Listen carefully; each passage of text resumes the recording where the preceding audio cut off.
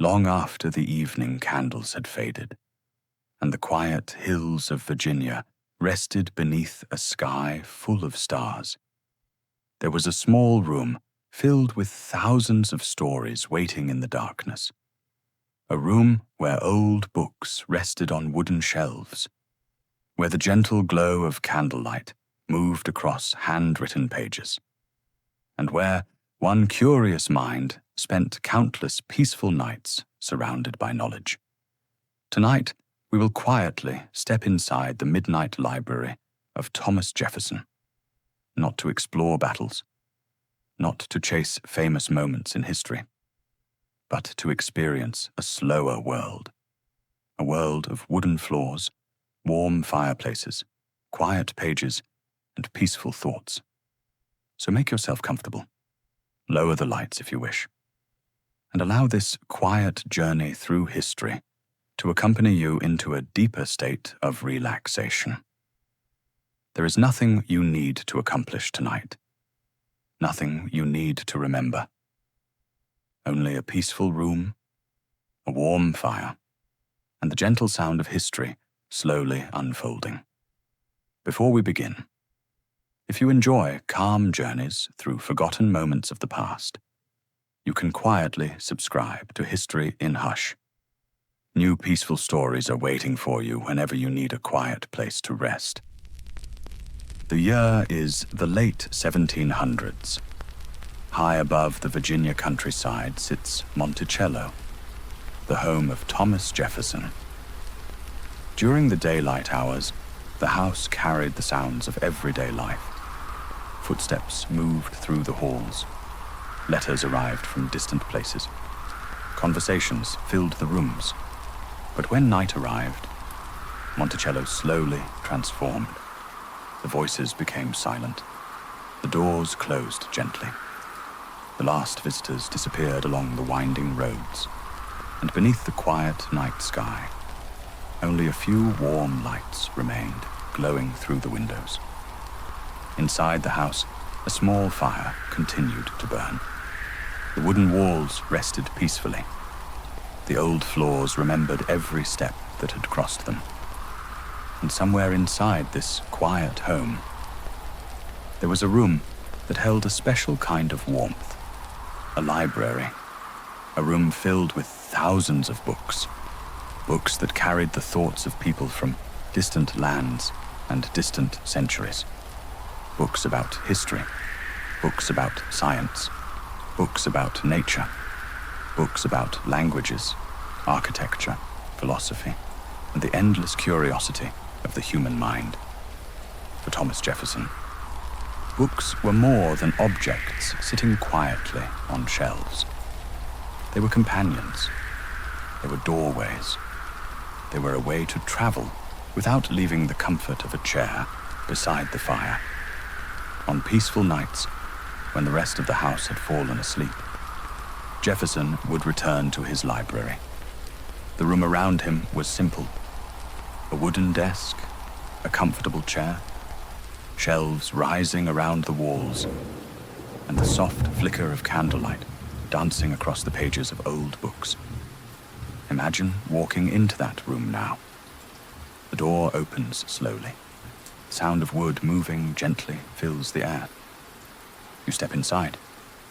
The warmth of the fireplace surrounds you. The quiet scent of old paper rests in the room. And all around you, thousands of pages wait patiently. Outside, the Virginia night remains still. The trees move softly in the wind. The moon shines over the peaceful landscape. And inside the library, time begins to slow.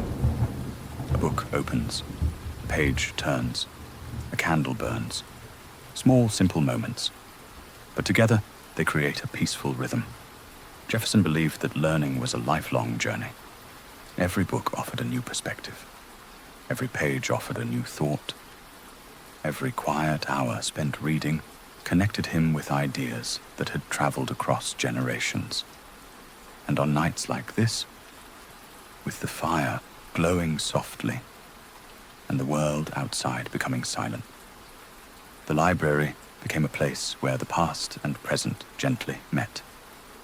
For a little while, there were no crowds, no responsibilities, no noise from the outside world. Only a quiet room, a peaceful night, and the comforting sound of pages turning in the candlelight. The candle continued to glow softly inside the library. The small flame moved gently with every quiet breath of air. Outside the windows of Monticello, the night became deeper. The fields rested beneath the moonlight. The trees whispered softly in the wind.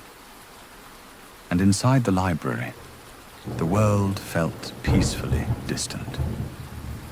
Thomas Jefferson often surrounded himself with books because he believed knowledge could connect people across time. A person could open an old volume and hear the thoughts of someone who had lived hundreds of years before. A writer from another century, a traveler from another land, a scientist searching for answers about the natural world. Every book carried a quiet voice from the past. And in the stillness of the library, those voices seemed to come alive. Imagine sitting beside the fireplace on this quiet evening. The wooden chair beneath you feels warm and comfortable. The fire creates a gentle rhythm. The pages of a book move slowly between your hands, and the only sounds around you are the soft crackling of the flames and the distant whisper of the night outside. There is no rush, no need to hurry. The hours move slowly here.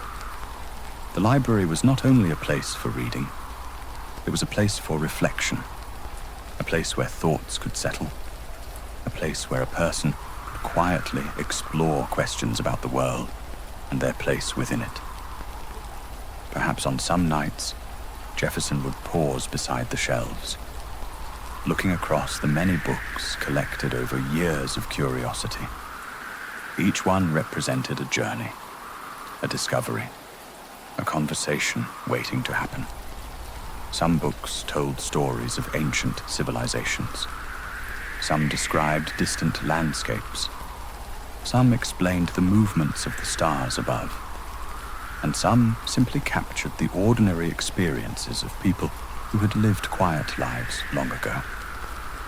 The beauty of a library like this was not only in the number of books, but in the feeling it created. A feeling of calm, a feeling of connection, a feeling that even in a silent room at midnight, the world was still full of stories. As the night continued, the fire slowly became smaller. The candlelight grew softer. The shadows on the walls became longer, and the peaceful room began preparing for sleep. The books returned to their quiet rest on the shelves. The chair beside the fireplace waited patiently for another evening, and the library became still once again. Long after the final page was closed, the memory of this quiet room remained. A small corner of history where curiosity and peace lived together. And perhaps that is what makes old libraries so comforting. They remind us that the world does not always need to move quickly. Sometimes it is enough to sit quietly, to listen, and to let the gentle stories of the past carry us into rest.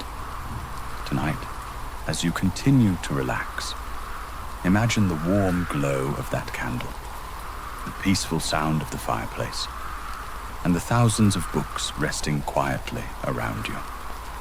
The midnight library of Thomas Jefferson slowly fades into the darkness, but its quiet atmosphere remains, waiting patiently for another peaceful night.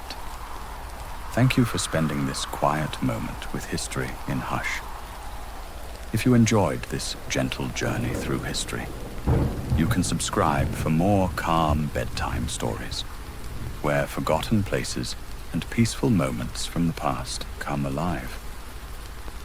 Good night, and may your rest be peaceful.